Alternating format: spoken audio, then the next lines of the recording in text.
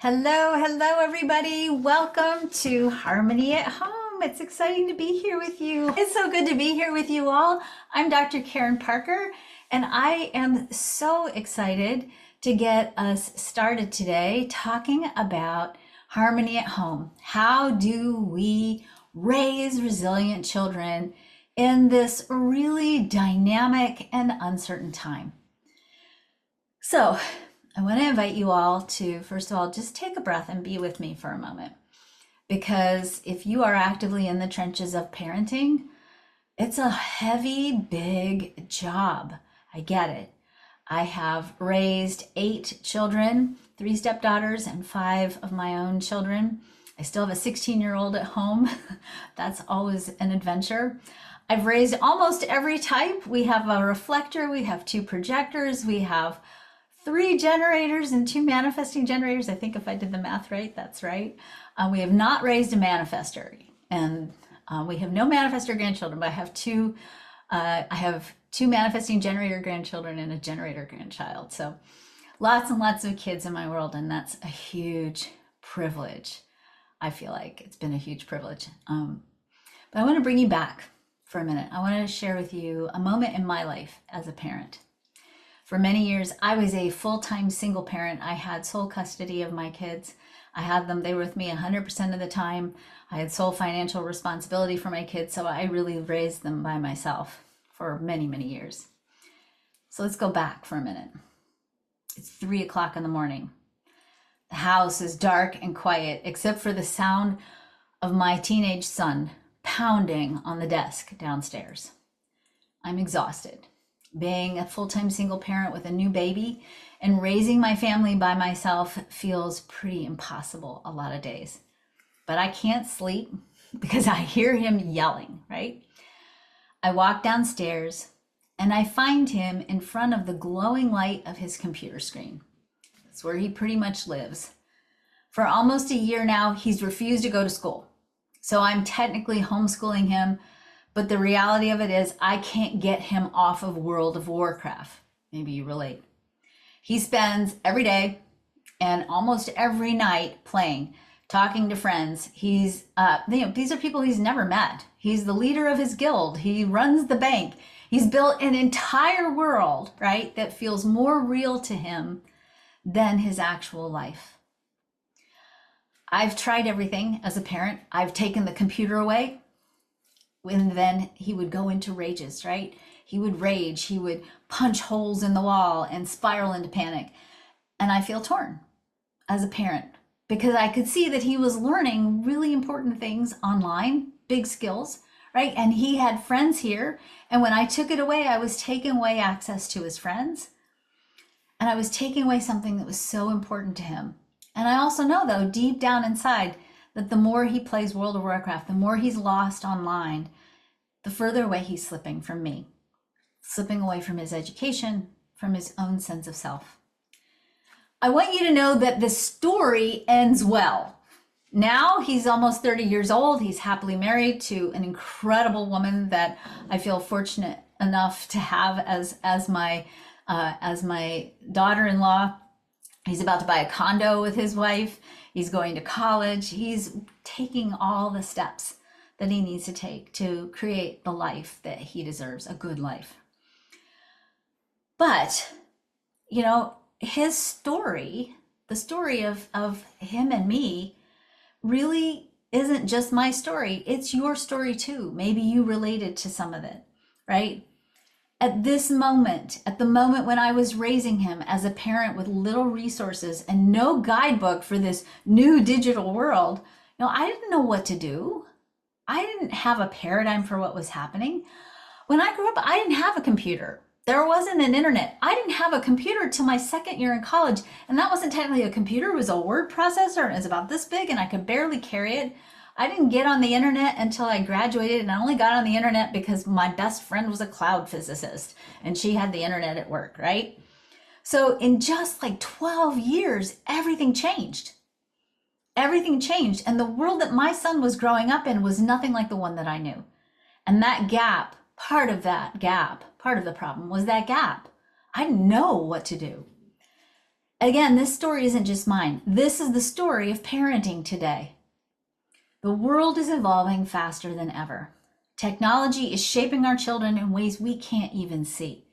Just last week, there were viral videos of a murder that were being floated around on the internet. And the conversation that I saw happening in the spaces that I live in on the internet was, what do we do with our children who have been traumatized because they accidentally watched this viral video? How do we deal with that as parents, right? Our kids are anxious, they're scared, they're uncertain, and it weighs heavily on this generation. They're navigating challenges that children in history never faced before, right? They are worrying about school shootings, climate change, the pressure of living online. The old measures of successful parenting, when I go back and I think about my parents had one goal, right? Raise your kids, launch them out into the world, get them a college education, launch them in the world, make sure they get good jobs and have a stable life. That doesn't hold anymore. That's not even necessarily a tangible, feasible goal. The truth is, raising children is more complex. And we have to be really not raising them to get up and go out in the world and get good jobs. We have to raise them to be resilient because the world is changing so quickly. We have to know, how do we keep them connected to their inner compass, to their authentic selves, to their creative power in a world that changes day by day. And that's why we're here. Because I want to work with you and give you important insights, practical things that you can work with to get you started this week in exploring, how do you raise healthy, resilient children in a rapidly changing world. So here's what we're going to cover. Today we're going to talk about parenting, what's happening on the planet right now. And we're going to look at that through the lens of human design so that we can have a paradigm that hopefully makes sense, that we can work within. Tomorrow we're going to talk about the energetics of child development, how the aura matures, how the energy field matures, and why this is so important to raising healthy, resilient children. On Wednesday, I'm going to give you techniques and practical strategies in conjunction with looking at your children's charts. And by the way, if you have not run your children's charts, please go do so, especially before Wednesday. You can go run a chart at freehumandesignchart.com. Go make sure you've got all your kids' charts and your partner's charts and everybody in your family. You want those on Wednesday. On Wednesday, which is day 3, we're going to talk about, how do you decode misbehavior, and how do you use misbehavior, how do you interpret it, how do you use it as a pushing off point to support your child in learning how to love themselves, how to trust themselves, how to grow up knowing that they are lovable, capable, worthy, and self-aware by design. Before I dive in, I want to be transparent with you. And I did this the last masterclass series that I taught, and I'm going to do it again this time, and you're going to hear me do this forever. Because when you come to a masterclass series, I know if you've ever come to masterclass series before, no matter who's teaching it, there's always a sales pitch, right? And there's always a little bit of anxiety about, okay, when's the pitch going to drop? And when am I going to get sold to? And am I going to get enough information to be able to use this time wisely? Or is there going to be some bait and switch and some little, they're going to give me a little bit of information, I'm going to get all sparked about it, and I'm not going to be able to have access to it. There will be a sales pitch, if you want to call it that. I will, at the beginning of every day, introduce you to an opportunity that we have. We are opening our enrollment for the Family Coach Certification Training Program. That is a program that we only offer every 2 years in a live cohort. So I'm going to tell you, if you're interested in going deeper, I'm going to give you information about that. Registration, as I said, opens today. And when I'm done explaining what the opportunity is, that's it. I'm going to give you information for the rest of the day. I'm going to give you information every day. Because my goal is to make sure that if this opportunity is for you, that you're here for it and you get it and you receive it and you get what you need to make a decision about it, or if not, to talk to us about it. My big goal, though, is to give you some practical, tactical tools that you can walk away with so that you can get started raising your children in a way that feels aligned for you, that helps and supports your children. So please don't walk away thinking this is only a sales pitch. This is a sales pitch for sure, and more. All right. So I want to be honest with you, and I want to be transparent with you, because more than anything, I need you to trust me, because I'm going to give you some information that I have been teaching and using Since 1995, I did the math today. Since 1995, I have been a certified parent educator since 1995. This is information that I have used in my own families. Am I going to tell you 100% just do these things and poof, magic? Parenting is unfortunately not a formula that you can follow, and kids don't show up formulaically. But I think I'm going to give you something that's going to give you some hope, that's going to give you some insights, and hopefully some things that you can use right away to help you become the parent you want to become. All right, so here we are. Welcome to day one in the Harmony at Home Masterclass series. Today we're going to talk about re-envisioning a thriving family, quantum human design, global cycles, and what families really need. Before we get started, here's some important housekeeping for you. If you haven't done so yet, we'll post the link in chat. Please join our Facebook group. We've got all kinds of great conversations happening there, including bonus live events. It's a good place for you to post your reflections, any thoughts, any takeaways that you might have from the information we're going to share today. We will be posting in there daily replay and reflections. It'll give you information so you know where to go for the replays and keep the conversations flowing.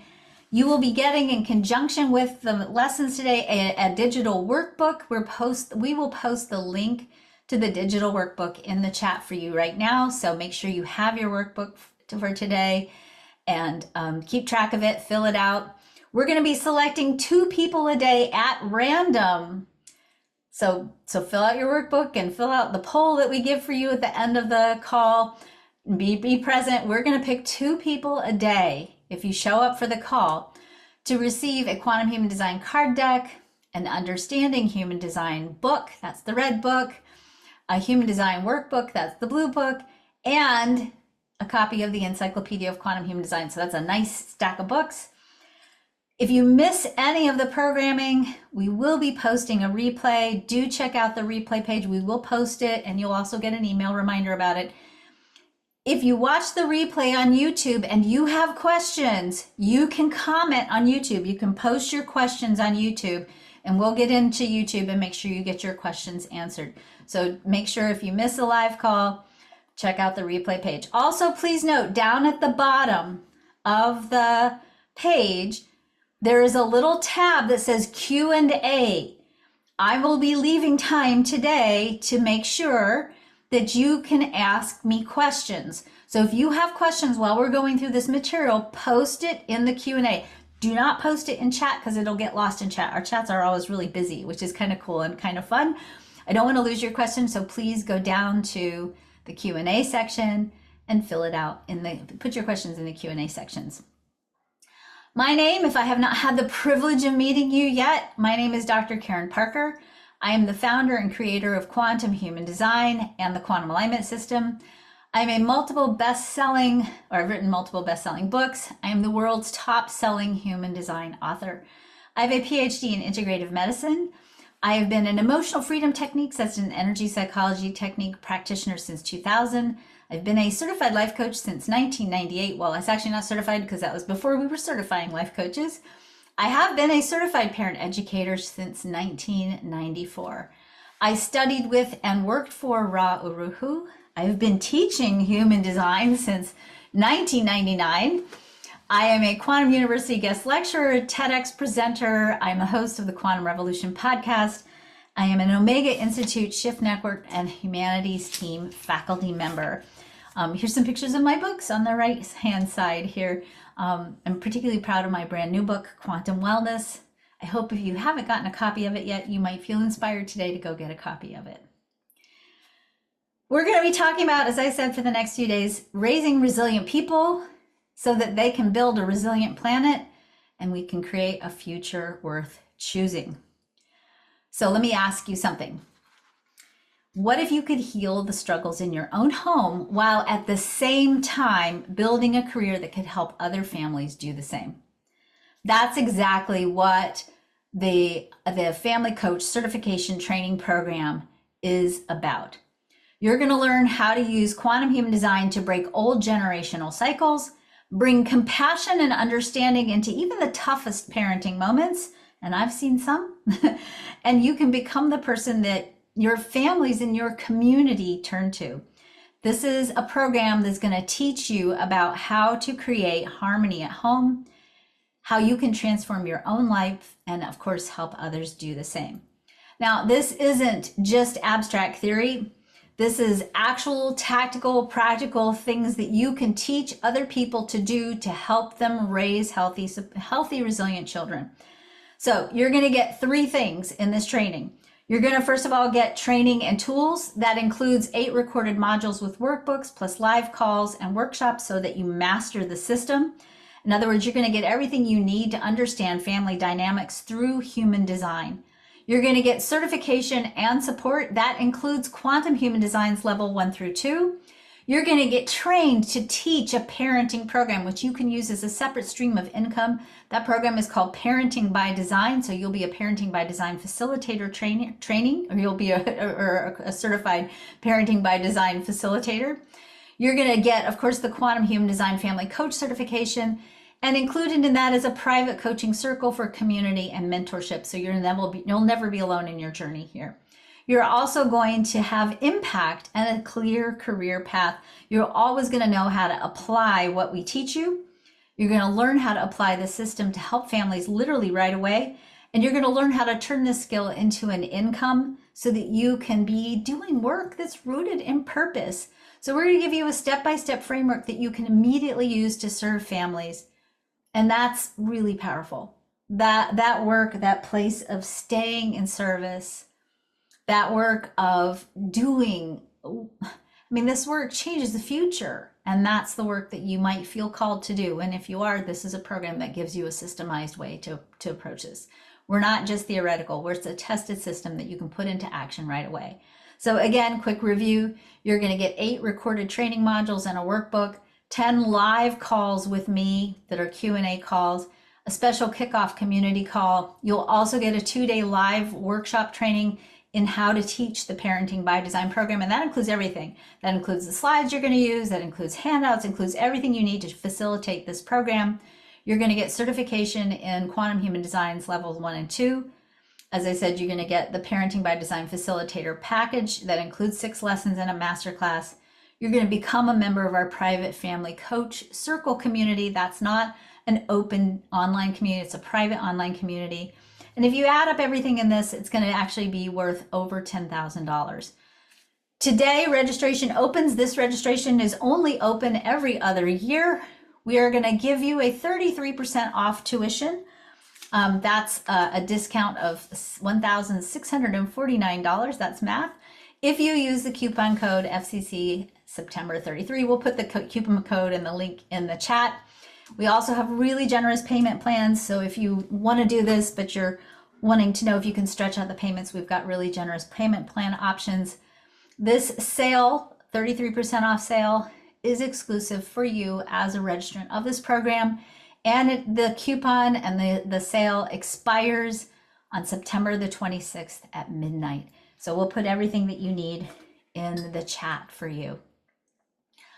All right, let's reset. If that opportunity is for you, I'm excited to welcome you into the program.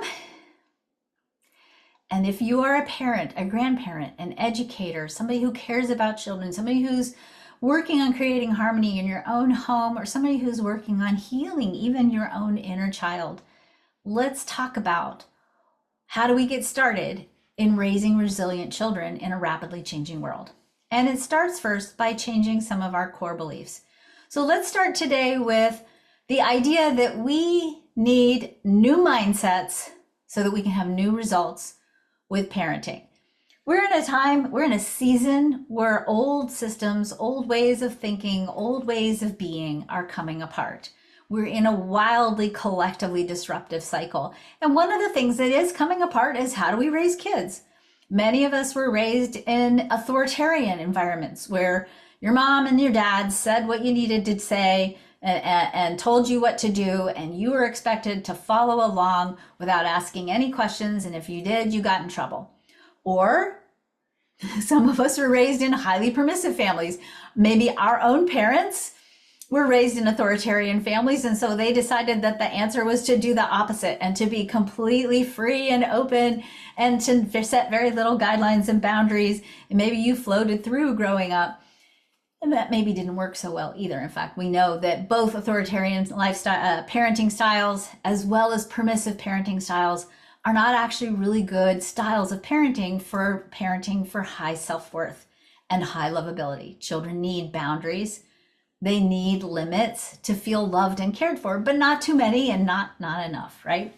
So we need a new mindset. We need a new model for how we parent. So let's talk a little bit today about that. So I always like to start with this. You've probably seen this a million times, but just take a second in the chat and I want you to post for me, what do you see? What do you see? Do you see a vase or a candlestick? Or do you see two people facing each other? And as you post that in the chat, you'll see, if you're looking at the chat, that there are lots of different answers, right? We see different things. We have different perspectives. The reality of it is, when we're parenting, the perspectives that we have, the beliefs that we have, precondition how we see our kids. And if we have beliefs about our kids, if we have stories that we're telling about our kids and their different personalities and who they are, those preconceived ideas, those perspectives are shaping how we see our children. And when we have these preconceived ideas that shape how we see our children, sometimes it's hard for us to see our children as they really are, which is one of the gifts that human design really brings to us. We are going to be working for the next 3 days with the following model. So I want you to imagine for just a moment that this model is a window pane, or a window, right? You're looking out this window and it's got 4 of those little, I know there's a technical term for this. My husband keeps telling me what it is and I keep forgetting. He's an architect, I'm not. But those 4 little window panes in the window, when we're looking at our child through this window, this is the perspective that I want to invite you into adopting as you see your child for the next few days. As you look through this window, I want you to recognize that your perspective is going to be informed by a couple of things that I'm going to give you. The first thing that we're going to talk about over the next couple of days is quantum human design. I want you to start looking at your child through the lens of your chart, of their chart, and through the lens of your chart, but really through the lens of their chart. Because one of the things that you're going to discover is that human design is a really great parenting tool that helps you become a sacred steward for your child. It allows you to kind of have a map for who this child is designed to grow into becoming, and for you to be able, through love and support, good boundaries, healthy connecting, for you to create an environment where this child can begin to unfold into the person they were born to be. The second perspective that I want you to think about, and I want you to really, we'll talk about this a lot tomorrow, to really use this frame as you see your child, is that children go through distinctly different developmental cycles. And as they grow and go through these different developmental cycles, it's developmentally appropriate for them to do some of the things that they do. When I taught parenting classes, I used to joke that I made all of my money on parents of 4-year-olds. My parenting classes would be filled with parents of 4-year-olds because 4-year-olds go through some pretty challenging things, which we never talk about. We always talk about the terrible twos, but the terrible twos are cute. They're still cute. They're throwing a fit, but they're cute, right? 4-year-olds, they're still kind of cute, but they're also really wily, and they're developing moral conscience, and they're experimenting with things like lying and cheating and stealing and doing all kinds of other things, including having really big feelings and lots of fear, right? When you understand where your child is developmentally, it allows you to see them better. You don't worry about whether they're going to grow up and go to jail because they're lying and they're 4-year-olds lie. That's what they do, right? And so you start to be able to reframe your perspective and to be able to see them for where they are and to support them, which is what we'll talk about this tomorrow, to support them through these key developmental seasons so that they can learn appropriate ways to master the tasks that they need to master at these ages. The third window pane that I want you to look through, and this one's a little trickier and sometimes a little triggering and a little personal. We have to look at how we see our children through the lens of our own personal conditioning. How you see your child is going to be reflected through how you yourself were raised and what beliefs you might have about yourself. Here's an example. What if you don't really love yourself? What if the messages you received growing up were messages that sounded something like this? Why can't you just, what's the matter with you? Why do you always have to? And you internalized those messages. And those internalized messages caused you to think that it was not okay or safe for you to be who you are and how you are. And now you have a child. And you see your child out in the world, and they're doing some of the things that you did as a kid. And you don't want them to have the same challenges that you had, so you try to shut them down from doing those things because you don't want them to have that same pain that you had. You do that out of love, right? You're not trying to control them in an unhealthy way. But yet, your own personal story is influencing what you do with your child and how you see your child, and that might not actually be what's going on with your kid. Human design teaches us that, right? Sometimes our kids are fifth line profiles, and they are carrying their own reflection and having their own experience. And we have to, as parents, learn to process our own conditioning so we don't bring that into the parenting arena. Our kids are not us, even if they're like us sometimes. The last window pane that I'm going to invite you to look through, and we're going to talk about this a lot on Wednesday, is that we all have energetic needs. We all have unique energetic needs based on our design, based on our lived experiences, based on our family dynamics. And when we don't learn how to get those energetic needs met appropriately, and that's normal, right? A 2-year-old has an energetic need for power.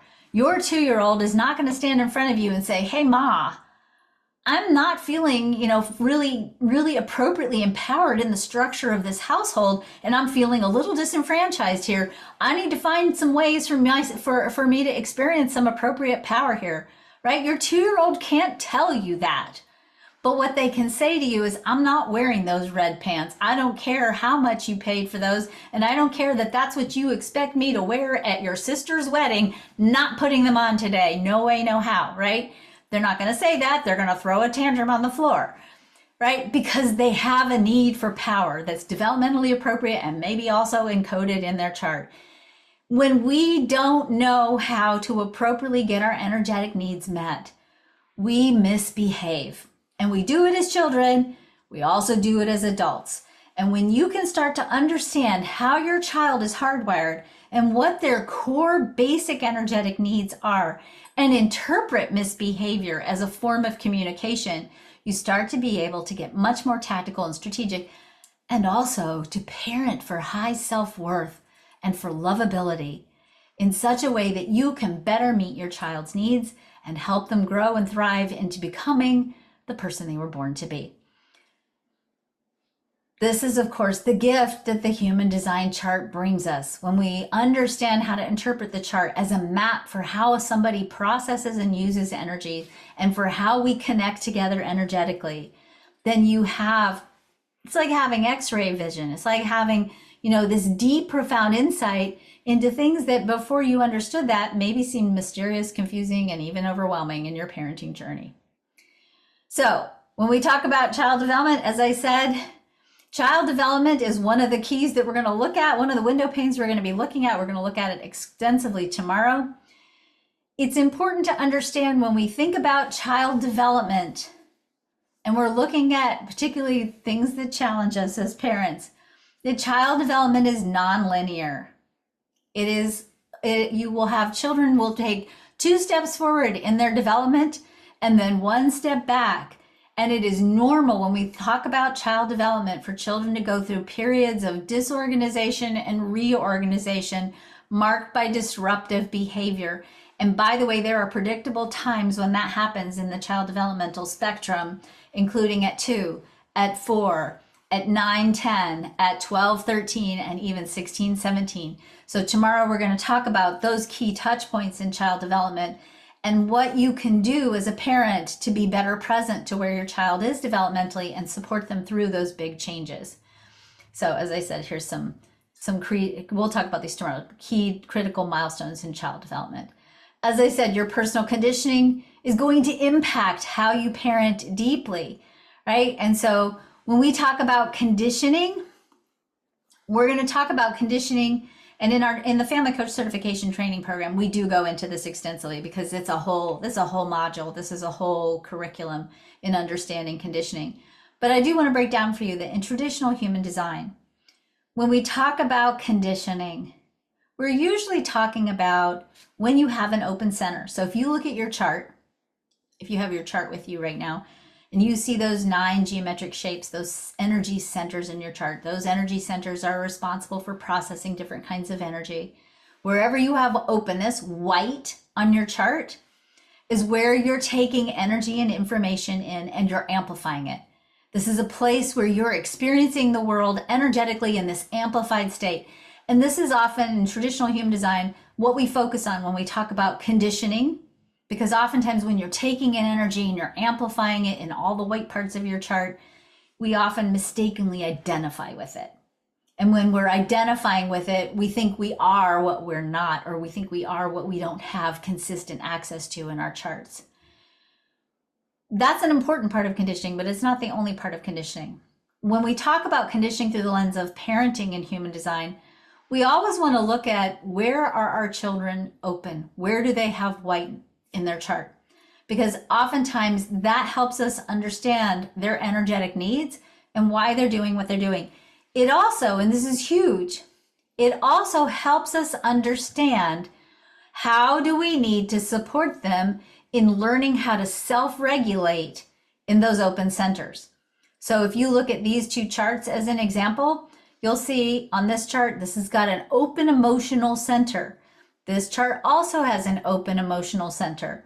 These are two people in relationship. Let's say this was a mom and a kid. These are two people in relationship who might really struggle with emotional regulation. I would expect that in a child with that configuration. That one of the things we'd have to work on as a parent is supporting this kid in learning how to self-regulate emotionally and how not to let being an empath cause them to lose connection to their own natural identity. Another dynamic that you'll see in this chart, this person, let's say this is our child. This child has a defined will center. They have willpower. They have access to willpower consistently. This person has variable willpower and it's open. So the mom is taking in this willpower energy and amplifying it. This is like the perfect configuration for potential for power struggles in a parent-child relationship. And what's going to happen is this mom is going to take in this child's will energy.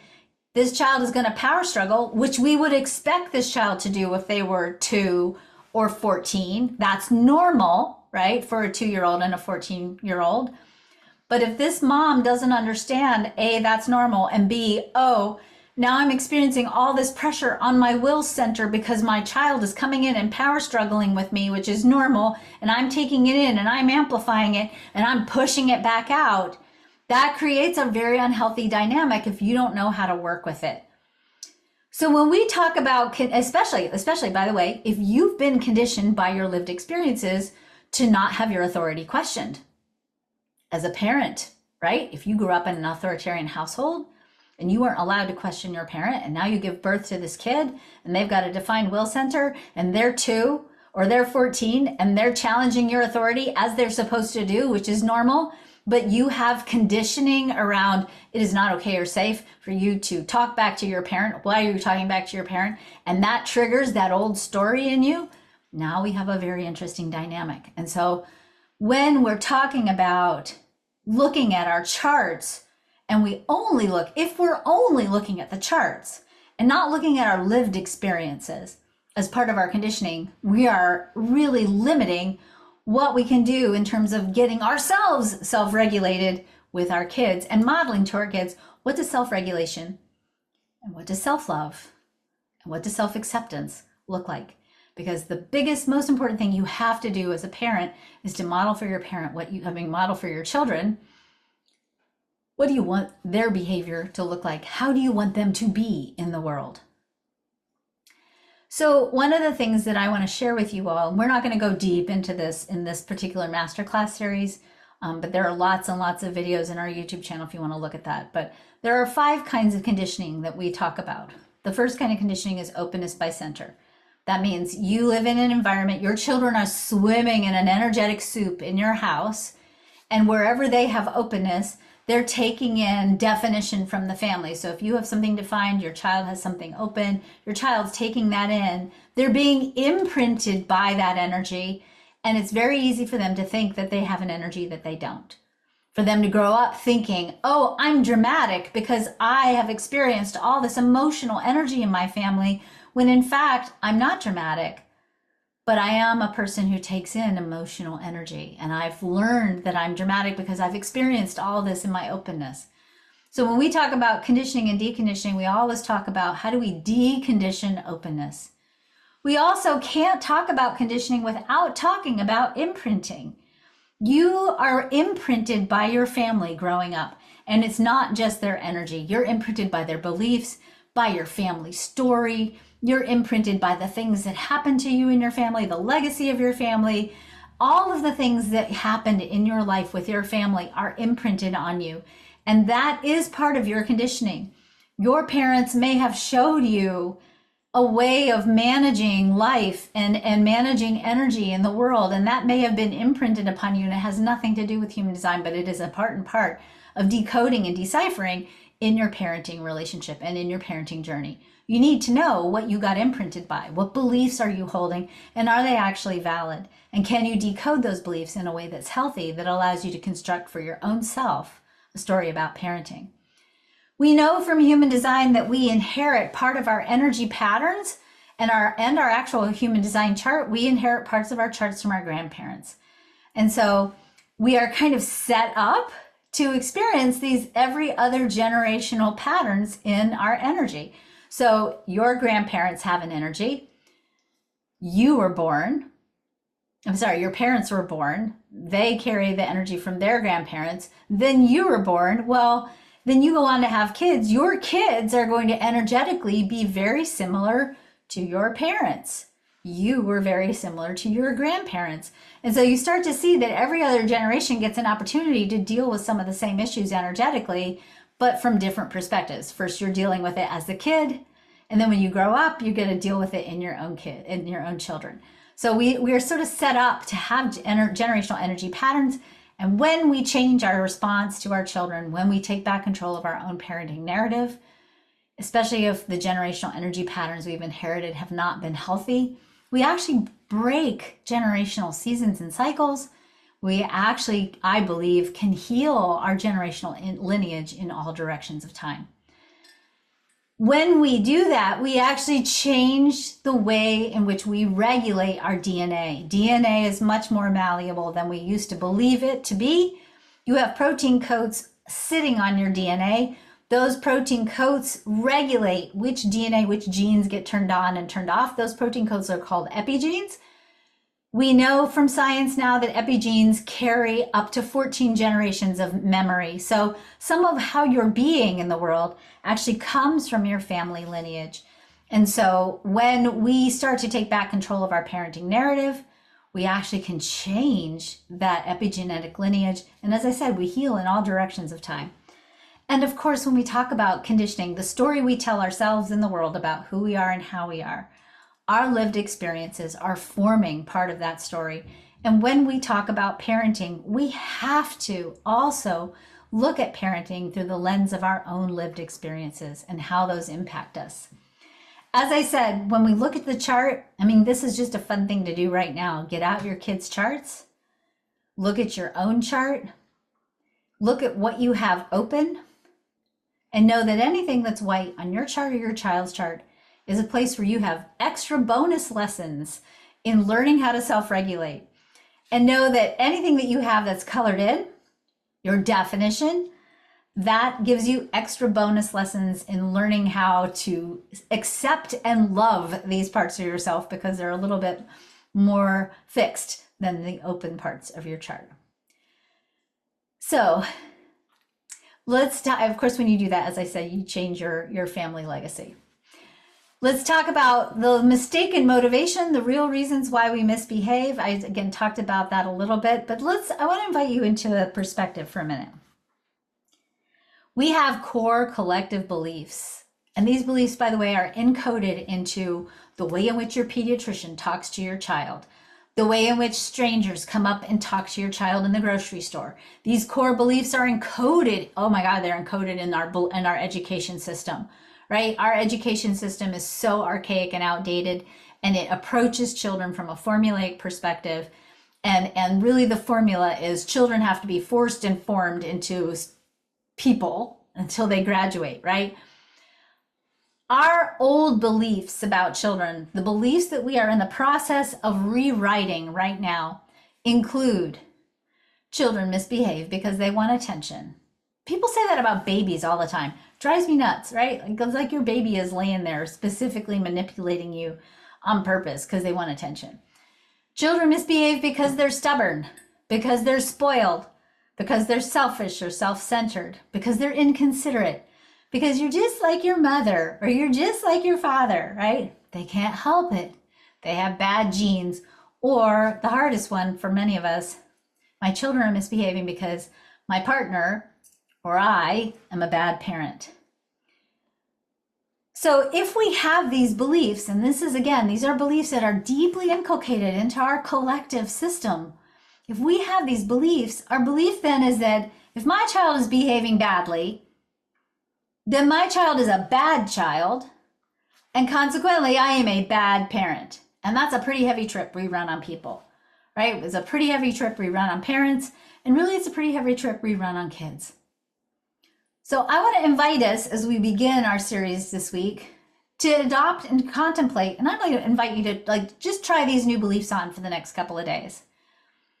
Children misbehave because they don't feel loved. Children misbehave because they don't feel valuable. They don't feel like it's safe to be themselves. They feel scared. They're struggling with their emotions. They don't trust themselves. They don't know what to do. They feel powerless. They are hungry, tired, stressed, or frustrated. And if we adopt those beliefs, then the conclusions that we draw from that is that a child who is misbehaving because they're discouraged. And then instead of beating yourself up as a parent, you can, or a grandparent or an educator, you can instead, from this conclusion, find creative ways to help your child communicate appropriately so that they can get their needs met. The misbehavior becomes a form of communication. And when we learn how to decode that, which we're going to do on Wednesday, we start to understand how do we encourage children instead of punish children or make them wrong for struggling with being young. So our goal is, of course, to raise resilient children. And when we talk about resiliency, here are the 9 parameters that we're looking at. And when we teach at the Family Coach Certification Training Program, we talk about this a lot. This is the goal for healthy parenting. Our goal as parents is to get our kids to trust themselves. Do you all remember, some of you probably are not old enough for this, and when I guess it was in the 90s, it was in the 90s, my first husband was a school teacher. And the big campaign in the 90s was just say no, right? All the kids were taught, just say no to drugs, just say no, right? Well, if you don't learn how to say no, if you're not allowed to say no at home, how are you going to go out in the world and say no, right? If you don't learn how to say no, you don't learn how to trust yourself, how to know how to say no, how to know what doesn't feel right and what does feel right, right? If you don't do that, you're not cultivating self-trust, and that's a key aspect, a key element of resiliency. Empowerment, being appropriately empowered, is another component of resiliency. Having a deep sense of lovability is an important component of resiliency. Having courage, knowing how to work with fear and not let fear stop you short, is an important component of resiliency. Being authentic, knowing how to connect with your authentic self no matter what, especially when you're a teenager, and to do what's right for you, no matter what, is essential for you. Being decisive is an essential component of resiliency. Being decisive, right? Knowing how to make a decision in an empowered way is part of being resilient. Human design gives us a lot of techniques for that, right? Being emotionally wise is part of resiliency. Having high self-worth, knowing your value, knowing how to set boundaries in alignment with that value, knowing how to stand up for yourself in the world in an authentic way is an essential component of resiliency. And knowing how to take care of your energy so that you don't burn out and you stay vital is an essential part of resiliency. When you adopt that four-paned perspective and you're able to see your child through the lens of their human design, when you're able to understand their energetic needs and their mistaken motivations and start to use misbehavior as a way of as a form of communication and start to understand and interpret your child's communication so that you can help them ask for and learn how to get what they need and want appropriately.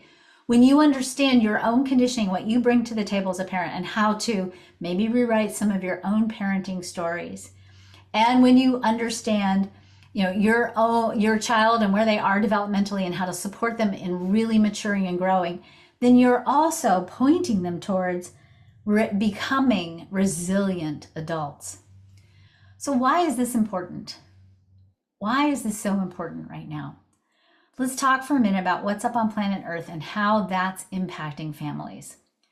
So each planet, and the planets are part of what configure your unique human design chart.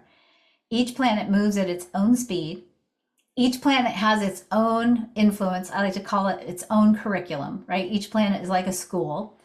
Each rotation of the planet measures a cycle of expansion with its own theme. So different planets move at different speeds and they have different cycles of expansion.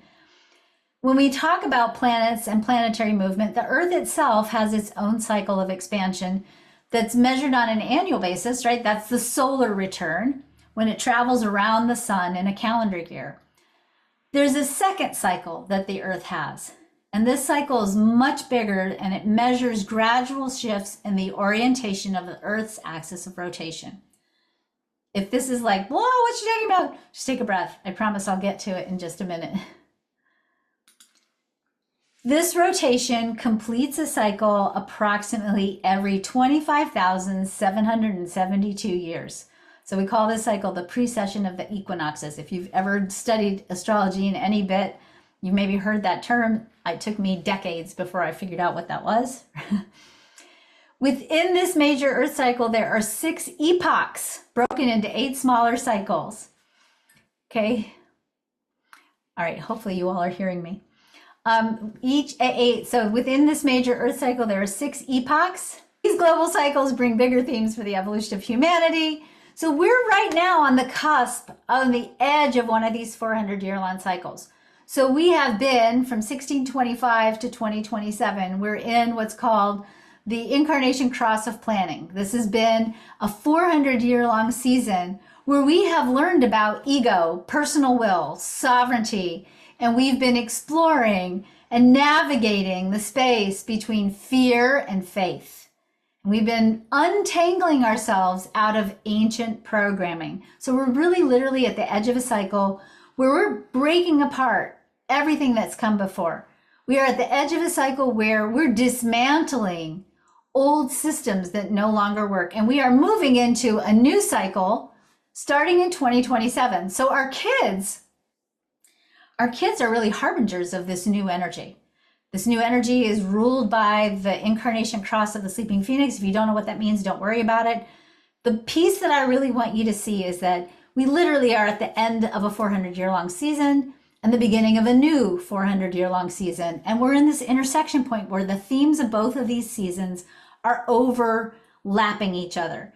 And that's creating tension. It's creating a season where things are falling apart, including the old ways in which we parented, including the education system, including the healthcare system, including the economic system, including government system. And these kids, I believe, have come to the planet at this time because they're here to build the new. And they get it. They know it, they feel it. They don't know exactly what it is that they're here to do, but they know they're here to do things differently, and they are. And we can't raise these kids the old way. Because if we raise these kids the old way, they're just going to spend their early adult years untangling themselves from the old way, because they're not here to do it the old way. They're here to do it in a new way. And when we raise them to be healthy, resilient people who are connected to their own inner compass, to their authentic self, we're not just raising people who are, by research standards, happier and healthier and have more meaning and purpose in their life. We're actually giving them the skill set to be able to navigate this new world, to become the architects of the future, literally, to build new systems, to build new ways of being into the new identity of being human, and to do it with grace and ease instead of with struggle and disruption. Again, resilient people will build a resilient planet. Resilient people will create a future worth choosing. And so, why are you, as a parent or a grandparent or an educator, why are you important? Because part of what you're doing is not just taking care of the kids you love so much you'd probably die for them. I know I would die for my grandkids and my kids. But you're also laying the foundation for a future that is worth choosing. A future that is requiring of us to heal ourselves as part of parenting, so that we can create a different kind of legacy, a different kind of story about what does it mean to be a parent, and what does it mean to be a child, and what does it mean ultimately to be a human. So if you have not already, please post in the Q&A section. At the bottom of the page, you'll say Q&A. Please post some of your biggest parenting questions.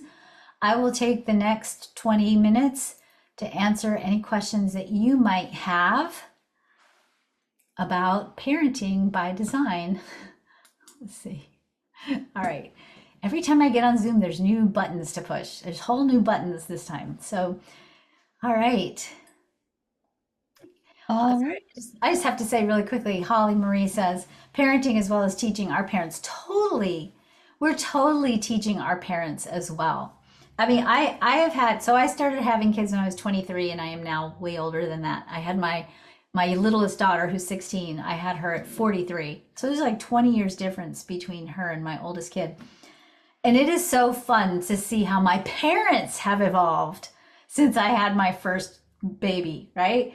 They have such a different way of parenting or grandparenting. My youngest, which is she's also their youngest grandchild. It's a completely different relationship, completely. And they have a different way of talking to her. They've heard, they know, it's just totally cool to watch how they've gone through this arc themselves.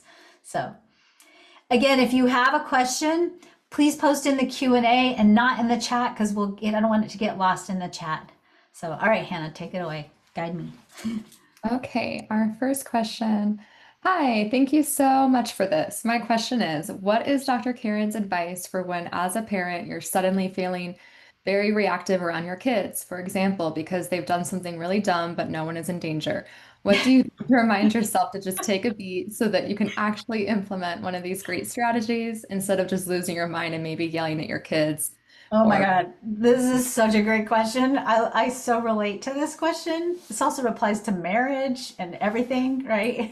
So, okay, so I have two things that I want to say. First of all, one of the things that we get really low on in parenting is self-care. And because we're oftentimes raised in what I might call a martyrdom model of parenting.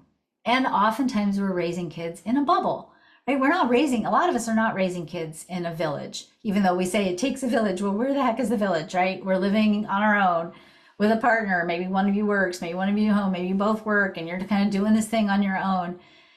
And our reserves for self-care go down. And when our reserves for self-care go down, our bandwidth for being intentional in our response goes away, right?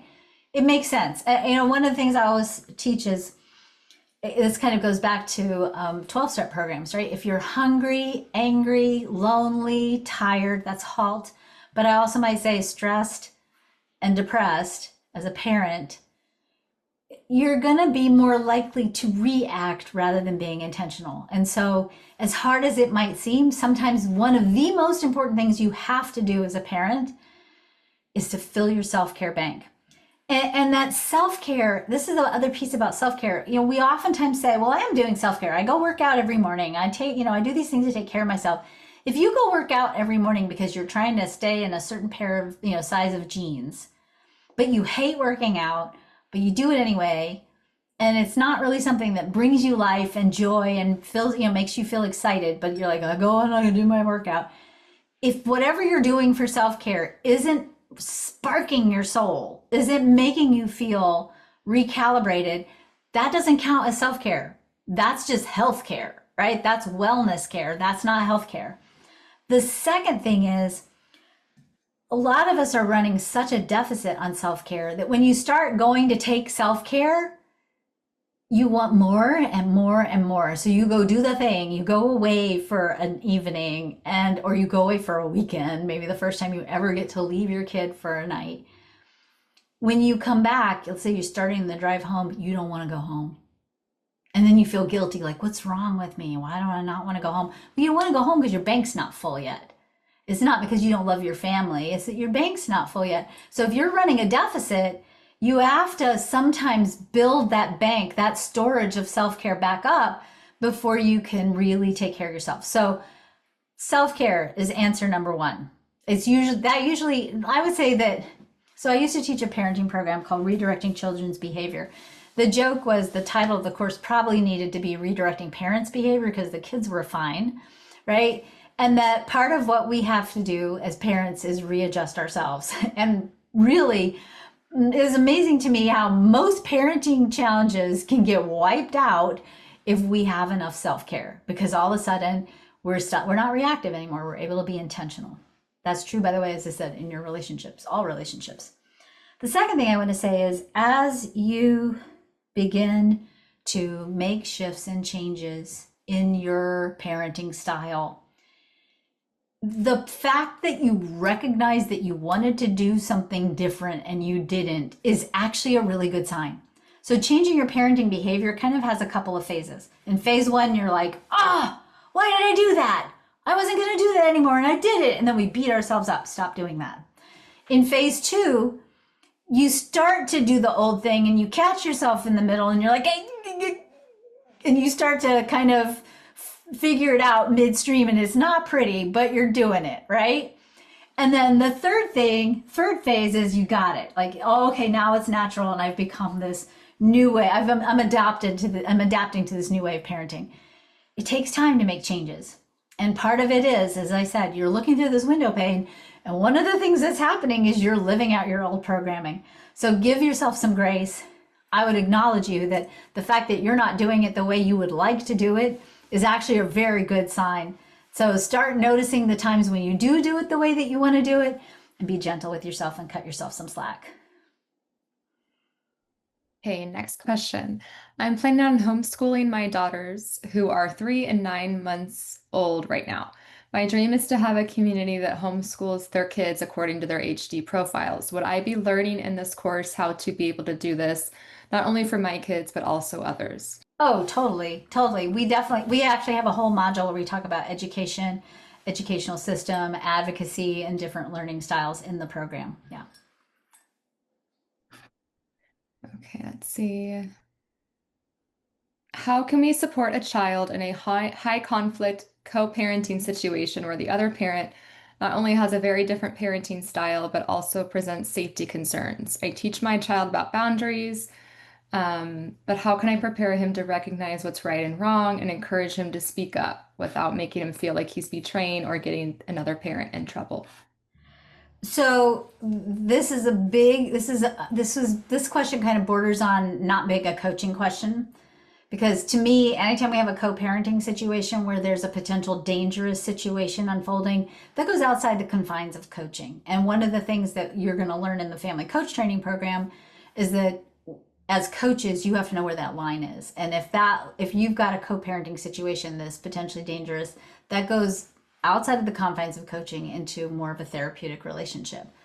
And We do talk about co-parenting in the family coach training program, and it's hard. It's hard.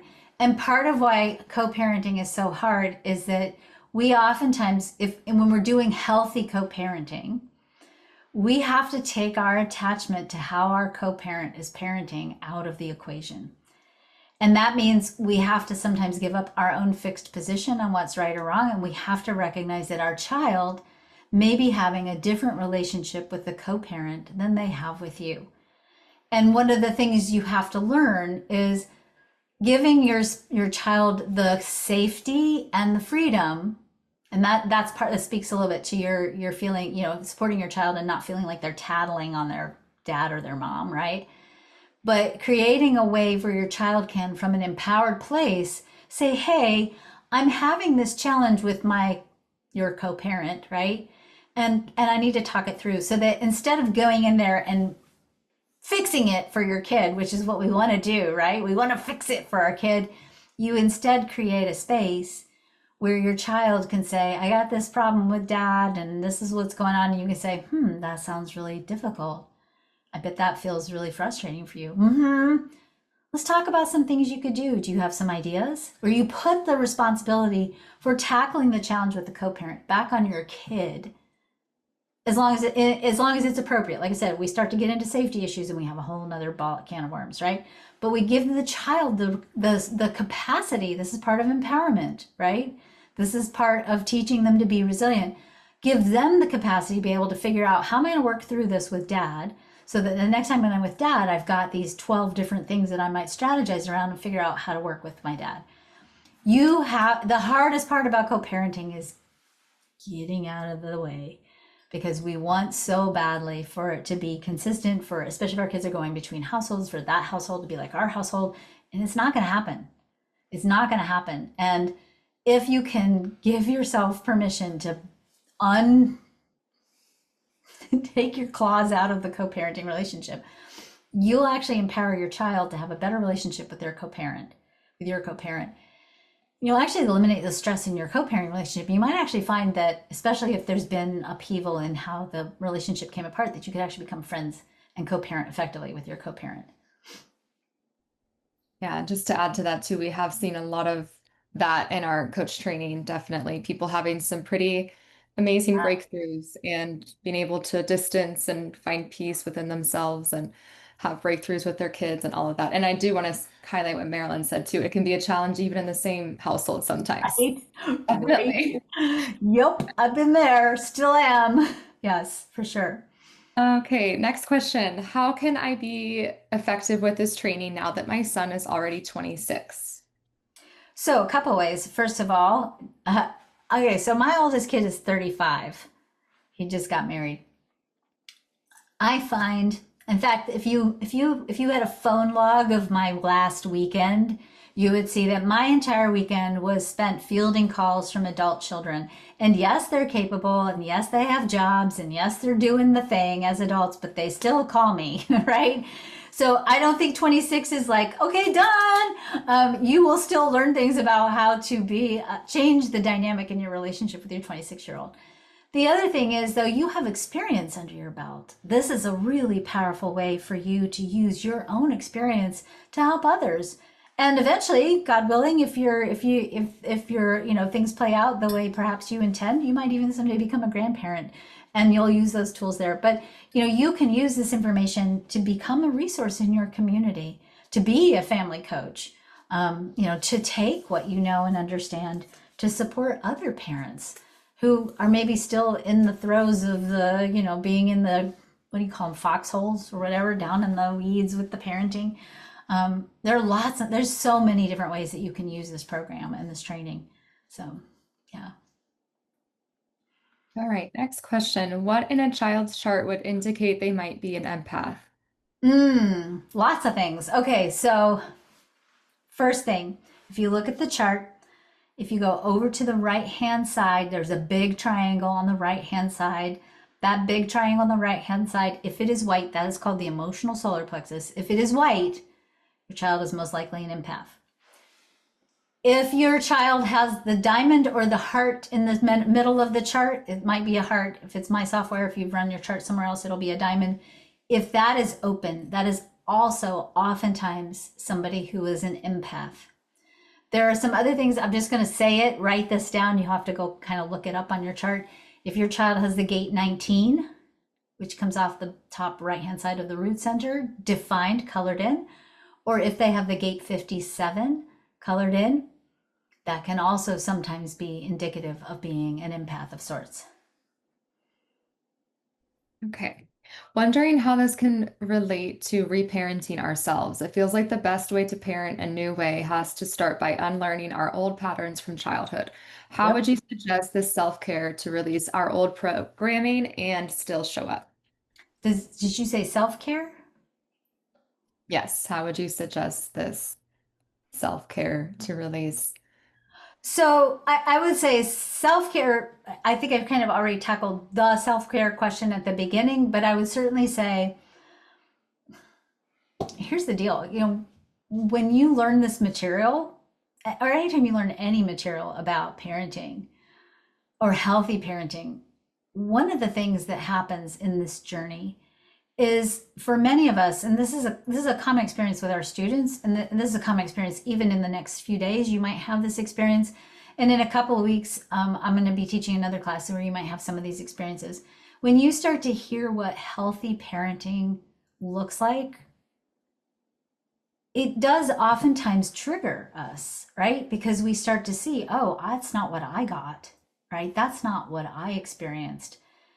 And that can be a really tender place, right? Because first of all, when we start to recognize that and we see what else is possible, sometimes we feel grief, right? We feel grief stricken, like why didn't I have that? Why didn't I have the safety or have the hugs or, the story time in the laps or whatever it was? There's that grief. And I would certainly say, as you listen and learn, if you get that grief triggered, that's a good sign that you have that grief. That's actually a healthy sign because it is your higher self, if you will, or your healthier self saying, oh, there was another way and I didn't have that. And sometimes we have to go through that grief a little bit. The second thing that happens though, and this is why I love the coaching model that I use so much, the 4 window pane so much, is you start to also learn, okay, hey, I didn't have that experience. And you know what? Neither did my parents. They didn't get that either. And so when they walked into the relationship that they had with me, they didn't have the resources, the skill set. They didn't have the deconditioning or the narrative that I'm getting now as part of my learning process. And so they were working with whatever they had, whatever was theirs to work with. I posted something about this on my Facebook page last week. I always get in trouble when I say this, but I would say I don't think that there are any parents that don't have good intentions. I think, every parent I've ever met loves their child. But for a lot of us, the wounds that we bring into our parenting relationship keep us from being able to effectively execute that love in a strategic and healthy way. And so the second phase that happens is we start to, first of all, have compassion for ourselves, right? You've been through some stuff, and that stuff has probably showed up in lots of layers in your life. And when you can start to go, okay, the story that I'm telling about who I am and how I am isn't really my story. It's my family's story. It's society's story. And I did a pretty darn good job considering I'm here. You're here right now learning, right? So you've done a pretty good job. So it allows you to start extending some compassion to yourself. And it's so interesting because when we can start to do that, it also starts to put us in a place where we can start to see our parents through a different lens, through a more compassionate lens. And when we can do that, when we start to say, oh, my parents didn't understand child development. They had no, how were they going to ever learn about it, right? They didn't know human design. Maybe the human design wasn't even around when you were a kid. They didn't understand their own conditioning. They didn't understand their own unmet energy needs. They were doing the best they could. And then you begin to be able to put more compassion into that whole story. It takes time, definitely. And certainly, there's that place where, again, we have to be very gentle with ourselves and say, when the story gets awakened in us and we start to experience the grief, is it grief that we can work through on our own, or do we need Sometimes we need therapeutic support, right, to work through it, depending on what happened.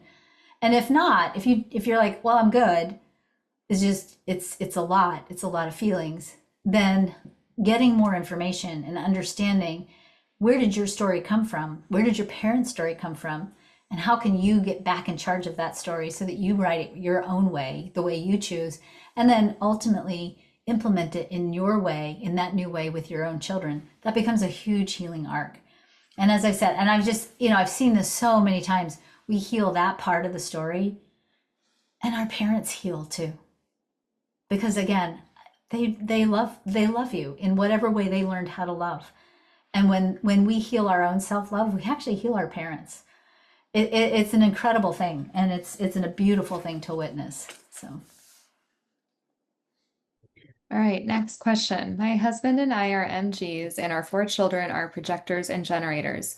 Breaking out of the old thought patterns is proving to be so hard. We homeschool and have every opportunity to do it different, but the challenges are greater than we are feeling like we can navigate. Any tips? homeschooling is hard. I homeschooled my kids for 11 years. and and I will say again, number one tip is make sure your self-care is sufficient. That because when you're homeschooling, I mean, I don't know how your day looks or your week looks, but I'll tell you, when I was homeschooling, again, I was a full-time single parent. I was working, I had my own business because I had to feed everybody. I was schooling everybody during the day while working. I don't even know how I did that in hindsight. The weekend was spent recovering, getting groceries, doing laundry. And then Sunday, almost all day was lesson prep for the week. So there was no self care in that equation, and it was hard. And, really not reacting was difficult. So I would certainly say self care is huge because you're never away from your kids when you're homeschooling, right? And you love your kids. I know you love your kids. You've made huge commitments to being with your kids. And you also have to have a strong foundation of self care. The way I would organize it, this is just something to think about, and really looking at restructuring your day. And it sounds like you've got a good co parent that's in this with you. I would really check in and look at, in your lifestyle, in the foundation of your family. Number one, the primary foundation. This was mine. It might not be yours, but for me, the primary foundation was having a good relationship with Source. My spiritual relationship was non-negotiable. I had to learn this. I had to learn this the hard way. But that relationship with Source was non-negotiable. I had to have a strong spiritual foundation to be able to stick with the mission and not lose my marbles. The next layer, for me, I was a single parent. So the next layer was my relationship with myself. Now, I did get married again later on to my youngest daughter's father. We got married, I don't know, a long time ago. Now, in the way that I've structured my inner world, it's my relationship with God, my relationship with myself, my relationship with my husband. And I would certainly encourage you to look at, is your relationship also getting enough juice? Because you are in a co-parenting relationship with that person, and that is important, and that needs time and energy. And sometimes when we're homeschooling, we don't take that time out of the homeschooling equation. And you really have to have that to stay grounded and settled and not reactive and overwhelmed. And then comes your relationship with your kids, right? And so again, I would look at, does your life reflect core foundational layers, and are those foundational layers getting the energy and attention they deserve? We often sacrifice ourselves for our kids. And that might work in the short run for various reasons, right? But in the long run, that's never an effective strategy. And it is a strategy that will end up depleting you. You'll stress out with the kids. You'll become reactive. You'll beat yourself up for being reactive. You'll try to overcompensate for being reactive and get yourself more exhausted. And you'll get into this really intense, overwhelming situation.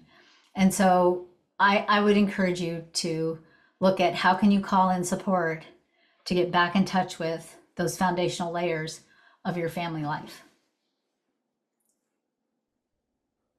All right, next question. I'm working on a coaching program for families that has one or more members that struggle with addiction and trauma. I will be including human design as a major component to help each individual live more authentically. I am making an assumption here. I assume that the human design approach would be the same as in anything. Is there another perspective to look at with the charts or apply what's there to who you have in front of you as you would with anything else? I mean, yes. And I would say, I'm going to say come Wednesday, because on Wednesday, I'm going to show you how do you interpret the energetic needs of the chart and how does that contribute to behavior and misbehavior and sometimes the pain of addiction in some cases, for sure. Any tips for parenting a projector? My son is in high school and the school grind is a challenge. He Mhm. literally can't just do it, but he doesn't know yet how to leverage his gifts to get through what he actually wants to do, but can't make himself. Yes. So my youngest is also a projector. She's 16, so I think our kids are about the same age. This is my first kid that I've raised by design from the beginning. The other kids, I already learned human design when they were already born and a little bit older. Um, first of all, I would say throw every single rule about parenting out the window, including what does it take to be successful in the world. And that takes a lot of courage. You have to decondition your parenting story. Honestly, when we raise any kid, but when we're raising a projector, we really have to decondition our parenting story. And so start first with what can I throw out the window? Because you're right, he can't keep up with the grind, maybe in the way that it's taught and perpetuated in the school system. Certainly, one of the things I would encourage you to do is to also look at, this is huge, this is another thing to decondition, any narratives that you have around you want to be successful, you got to work hard. You want to be more successful, you got to work harder, because that doesn't work for a projector. It doesn't. It just doesn't work for a projector. I'll tell you, one of my I have a coaching client right now who is a top executive in the United Nations, big high level person, projector. The elements that we work with in our coaching that produce results for this client are elements that would never work for a generator type. The way in which this person creates, and this person is a phenomenally powerful creator, like mind-blowing creator, right? This person cannot create success in the generator way. But when this person retreats, rests, resets, stands in their value, holds that line with their value, and stays connected to their mission and purpose and their place of service, the energy of being in that space creates success completely differently than if I would with my little manifesting generator. What am I going to do? What am I going to do? Right? So we have to teach our projector children as soon as possible. The most creative source of your power is your self-worth, which means you have to unplug that kid from any metric around value that isn't serving that kid. Okay? You have to unplug that kid from any external metric of value. And that might mean you had to unplug them out of the system potentially and find an alternative system. By the way, my kid goes to a school in a place called Viroqua, Wisconsin. It is a school called Youth Initiative High School. Go look it up. If you have a kid that really needs an alternative education, they have a boarding program. It is the most phenomenally projector-friendly school I've ever been in with this kid. And part of what they do is they teach the kids to create from their own initiative, from their own path and in their own way. Now, my daughter she's got 8 centers defined, 1 center open, just the sacral. She needs rest. As part of her season, about part of her weekly season, she needs a day of rest.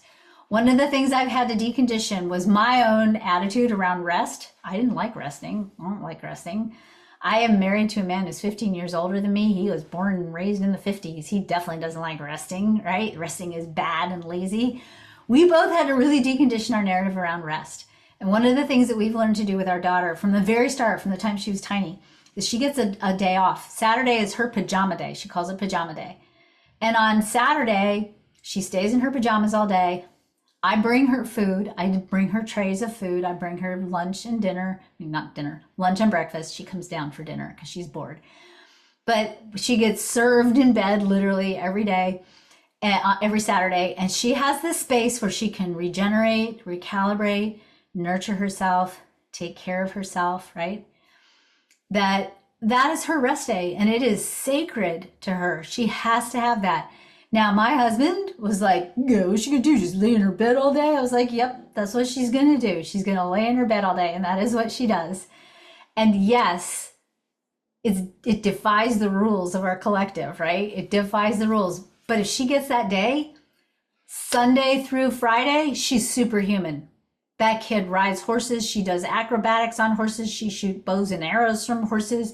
She's a citizen scientist. She tests water. She goes and counts chimney swifts. She does like 48 hours of service every trimester at her school. She's in leadership positions. She's superhuman.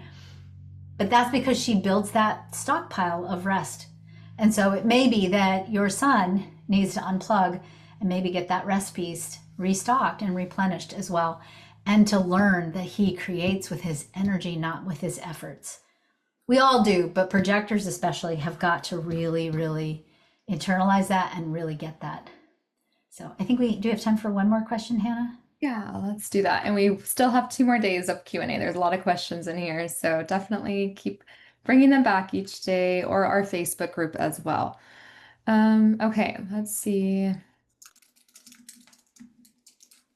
Oh, sorry, I wanted to share with everybody. Youth Initiative High School has an international boarding program. So you actually can stay in the boarding house. They have students from all over the world who come and stay here. Right now we have students from Korea and from Germany and from France. So there's that equivalent as well. So just telling you. Mhm. All right.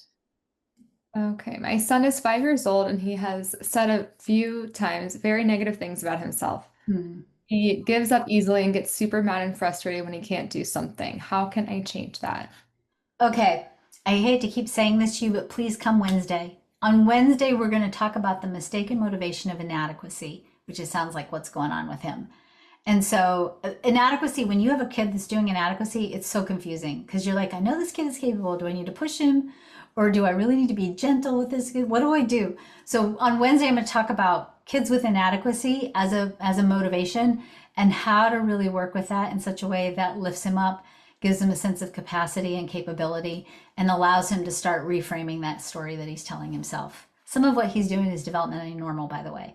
5-year-olds, think about being 5 years old. When you're 4, you know everything, right? 4-year-olds will tell you, I know everything, right?